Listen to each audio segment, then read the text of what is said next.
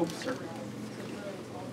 How much you enjoy getting JaVale at the West Finals moment, kind of like he had today in that first half? You enjoy it a lot, obviously you see all the hard work that he puts in, for him to come out and have that first half that he had, he was a big reason, of why we had the lead that we had. He kept us afloat pretty much, while they were continuing to punch, he continued to make big play after big play for us, and, obviously with everything that he's gone through, to have that moment in the West Conference Finals is huge. In bursts this season a ton like you did, but you had him against the Spurs yet. I mean, do you think that almost shocked them? You guys had 4 All-Stars on the floor, but he was shooting almost every time down. I don't think it shocked him because at the end of the day, one thing about playing on this team, guys are going to make the right play. It's not about who's an All-Star, who's this, who's that. It's about making the right play, and one guy scored, we all score. That's how we look at it. So I don't think he was necessarily in shock. He knows if he's open and we got a chance to get him the ball, we're going to get it to him. I think they were in shock. Oh, they were in shock. Yeah, you're definitely not coming out in the game playing for, to shut the JaVale down.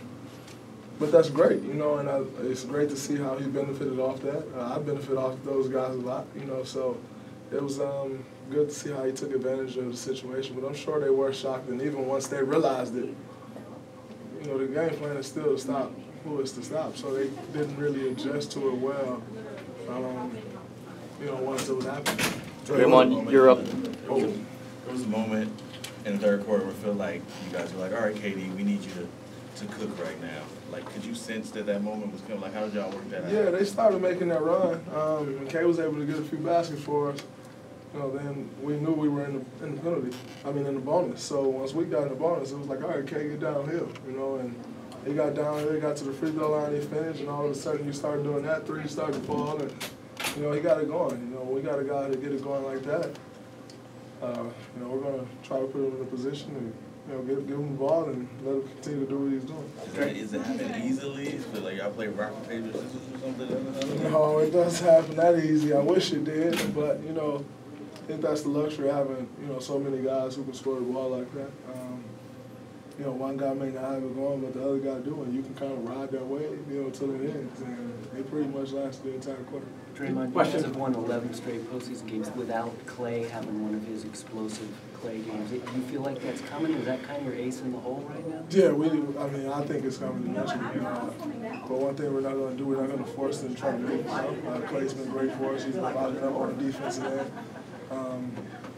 And at the end of the day, he still brings the space to the floor. You can't help off of him. We're going to hit him and he's going to knock it down. So the spacing that he allows, everyone else to play with, even just being out there is huge. It doesn't always show up in the stat sheet. We're so used to seeing our man Klay, his 7, 8 threes.